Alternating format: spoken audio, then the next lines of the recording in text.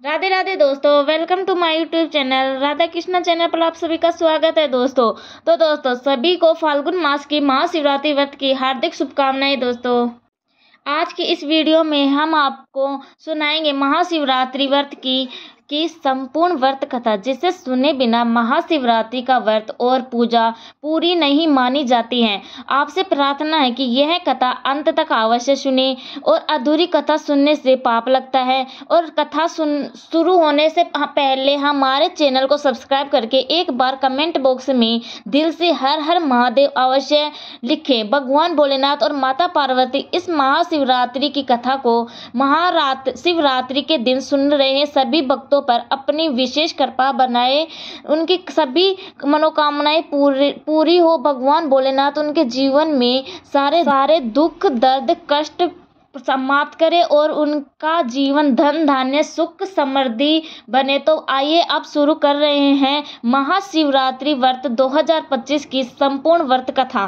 तो प्रेम से बोलिए श्री गणेशाय नमः। महाशिवरात्रि पर्व में महा का अर्थ है महान और रात्रि का अर्थ है अज्ञान की रात। जयंती अर्थात जन्म दिवस परम पिता परमात्मा शिव शंकर जब आते हैं तब अज्ञान और अंधकार रात्रि प्रबल होती है और उसमें वह ज्ञान का प्रकाश करने आते हैं। परम परमात्मा का नाम ही शिव है, जिसकी संस्कृत अर्थ है सदा कल्याणकारी, अर्थात वो जो सभी का कल्याण करते हैं। महाशिवरात्रि को पूरी रात शिव भक्त अपने आराध्य भोलेनाथ का ध्यान करते हुए जागरण करते हैं।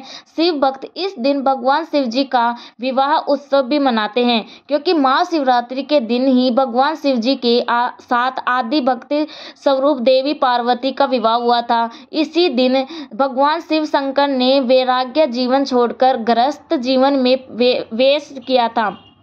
महाशिवरात्रि के दिन भगवान शिव जी पहली बार सृष्टि में प्रकट हुए थे। भगवान शिव का प्राकट्य ज्योतिर्लिंग यानी अग्नि के विशाल शिवलिंग के रूप में हुआ था। ऐसा शिवलिंग जिसका न तो कोई आदि था और न ही कोई अंत। इस दिव्य शिवलिंग का पता लगाने के लिए ब्रह्मा जी हंस के रूप में शिवलिंग के सबसे ऊपरी भाग को देखने की कोशिश कर रहे थे, लेकिन वह सफल नहीं हो पाए। वह शिवलिंग के सबसे ऊपरी भाग तक पहुंच ही नहीं पाए। दूसरी ओर भगवान श्री हरि विष्णु जी अपने वराह अवतार का रूप लेकर उस अलौकिक शिवलिंग के आधार यानी उसका सबसे अंतिम छोर ढूंढ रहे थे, लेकिन उन्हें भी आधार प्राप्त नहीं हुआ। महाशिवरात्रि के दिन ही भगवान महादेव के शिवलिंग पृथ्वी लोक में 64 अलग अलग जगहों पर प्रकट हुए थे। उनमें से हमें केवल 12 जगहों के ही नाम पता है।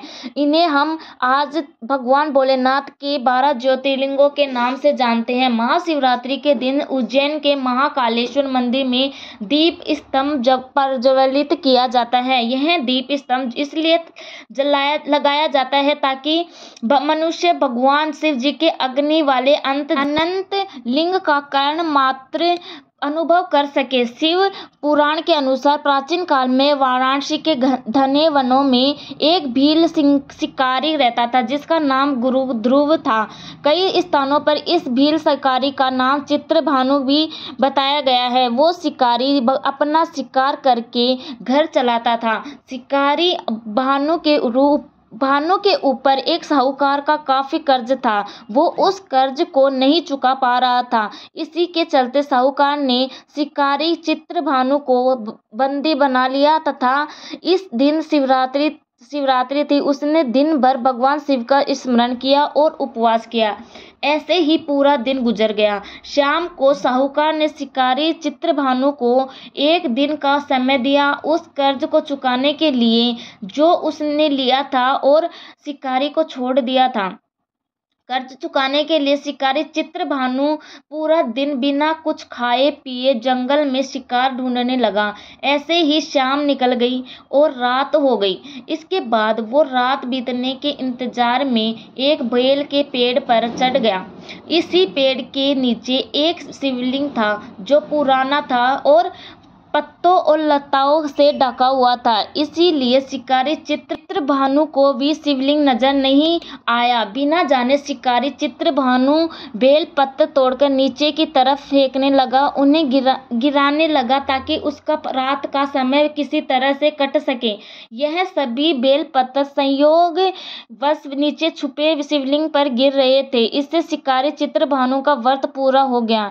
इसके बाद शिकारी चित्रभानु को पासी में एक तालाब के किनारे एक गर्भिणी हिरणी दिखाई दी, जो पानी पीने के वहां आई थी। उसका शिकार करने के लिए चित्रभानु ने धनुष बाण निकाला, पर उस हिरणी ने चित्रभानु को देख लिया। इस पर उसने शिकारी चित्रभानु से कहा, हे शिकारी, मेरी प्रसव का समय है, तुम 2 जीवों का वध कर दोगे, यह ठीक नहीं है। हिरणी ने शिकारी से वादा किया, जब उसका बच्चा इस दुनिया में आ जाएगा तब वह खुद शिकारी का शिकार बनने चली आएगी, तब चित्रभानु उसका शिकार कर सकता है, लेकिन अभी उसे वह जाने दे। शिकारी चित्रभानु का मन अनजाने में किए गए शिवरात्रि के व्रत के कारण थोड़ा कोमल हो गया था, तो उसने हिरणी की बात मान ली और उसे जाने दिया। इसके बाद शिकारी चित्रभानु ने पेड़ पर बैठे बैठे प्रत्याशा चढ़ाई तथा ढीली की, जिससे कुछ और बेलपत्र अपने आप झड़कर नीचे स्थापित शिवलिंग पर गिर गए। ऐसे में चित्रभानु शिकारी से अनजाने में भगवान शिव की प्रथम पहर की पूजा भी हो गई। कुछ और समय बीता। शिकारी चित्रभानु को एक और हिरणी दिखी तो जो वहां से जा रही थी। उसे देखकर शिकारी बहुत खुश हुआ और शिकार करने के लिए तैयार हो गया। तभी हिरणी ने उससे निवेदन किया कि वह कुछ ही देर पहले ऋतु चक्र यानी मासिक धर्म से निवृत्त हुई है। उस हिरणी ने शिकारी चित्रभानु से आदर पूर्वक निवेदन किया कि मैं अपने प्रिय पति को ढूंढ रही हूँ। मैं एक कामातुर रानी हूँ, जिससे ही मुझे मेरे पति मिल जाएंगे, मैं वापस आ जाऊंगी। यह सुनकर शिकारी ने चित्रभानु ने उसे भी वहां से जाने दिया, लेकिन वह बेहद चिंतित था। रात का आखिरी पहर बीतने ही वाला था कि इस बार भी चित्रभानु ने बेलपत्र टूटकर शिवलिंग पर गिर गए। इससे उसकी शिवरात्रि की दूसरी पहर की पूजा भी संपन्न हो गई। इसके बाद शिकारी चित्रभानु को इस एक और हिरणी दिखी, वह भी वहीं से जा रही थी। उसने उस हिरणी के शिकार का निर्णय लिया और पर उस हिरणी ने शिकारी से कहा कि मेरे बच्चे मेरे साथ हैं, मैं इन बच्चों को इसके पिता के पास छोड़कर आपके पास आती हूँ, इस समय आप मुझे जाने दें। शिकारी चित्रभानु ने कहा कि वह उससे पहले भी 2 हिरण को छोड़कर देख चुका है, उसके साथ कुछ नहीं लगा, कोई भी हिरण वापस लौटकर नहीं आई, इसलिए इस बार इस हिरणी को बिल्कुल नहीं छोड़ेगा। इस पर हिरणी ने कहा, आप मेरा विश्वास करें, मैं लौटने की प्रतिज्ञा लेती हूँ। तो शिकारी चित्रभानु ने उसे भी वहां से जाने दिया। भगवान शिव की कृपा से चित्रभानु के हाथ से फिर से कुछ बेलपत्र टूटकर नीचे स्थापित शिवलिंग पर गिरे और शिकारी चित्रभानु की शिवरात्रि के 30 पहर की पूजा भी अनजाने में संपन्न हो गई। अब शिकारी की शिवरात्रि की पूजा हो चुकी थी और सुबह भी हो चुकी थी, यानी उसका व्रत उपवास अब पूरा माना गया। अब शिकारी चित्रभानु को एक बड़ा सा हिरण उसकी ओर आता दिखाई दिया, तो उसने निश्चय कर लिया कि वह उस हिरण का शिकार तो अवश्य ही करेगा।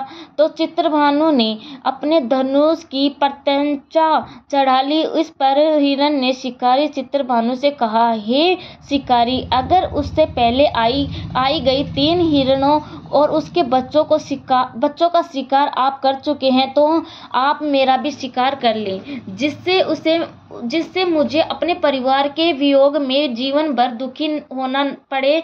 लेकिन अगर ये शिकारी चित्रभानु आपने उन सभी का जीवन दान दिया है तो मुझे भी छोड़ दे, मैं उन सभी से एक बार मिल लूं, फिर मैं खुद आपके समक्ष आकर शिकार बनने के लिए प्रस्तुत हो जाऊंगा। यह सुनकर शिकारी चित्रभानु ने उस हिरण को रात भर का सारा घटनाक्रम बताया। तब हिरण ने कहा, कि वह तीनों हिरणियां उसी की पत्नियां हैं। हिरण ने शिकारी से कहा कि जिस तरह से तीनों हिरणियां प्रतिज्ञाबद्ध होकर यहाँ से गई हैं, अगर अब उस हिरण का अंत हो जाता है तो वह तीनों हिरणियां भी अपने धर्म का पालन नहीं कर पाएंगी और एक साथ उनका पूरा परिवार प्राण त्याग देगा।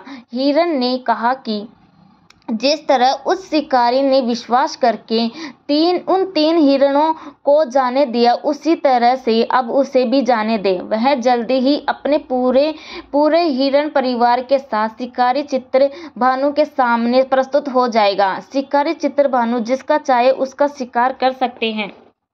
चित्रभानु ने उस हिरण पर भी विश्वास कर लिया और उसे भी जाने दिया। उसका मन अब शिवरात्रि व्रत की कृपा से निर्मल हो चुका था, क्योंकि वह अपना शिवरात्रि का व्रत पूरा जो कर चुका था। उसके अंदर भक्ति की भावना जागृत हो चुकी थी। कुछ ही समय बाद वह पूरा हिरण परिवार यानी 3 पत्नियां, सभी बच्चे और बड़ा हिरण सभी एक साथ शिकारी चित्रभानु के सामने उपस्थित हो गए।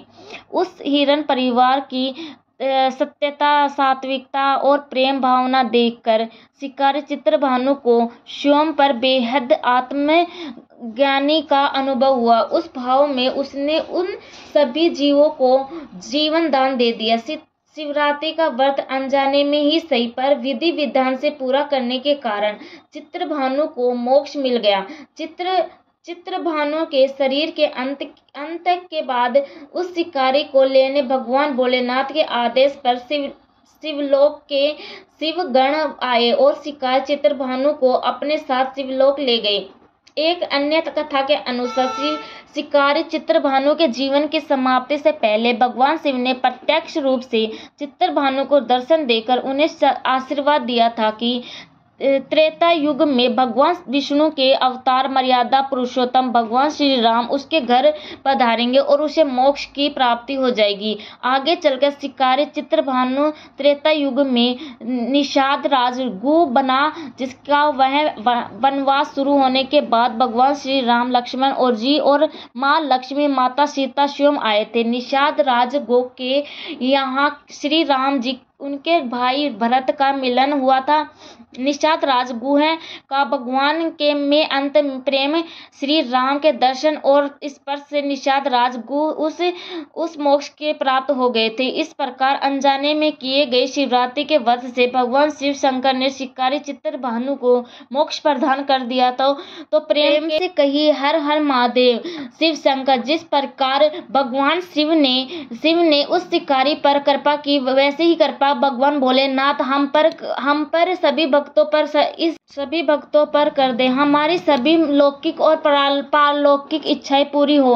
भगवान शिव की कृपा से हमारे जन्म और शरीर छोड़ने की प्रक्रिया समाप्त हो। यह जन्म हमारा अंतिम जन्म बने और हम सभी अपने भगवान के परम धाम को और मोक्ष को प्राप्त करें। शिकारी चित्रभानु जैसा भाग्य हम सभी को हो।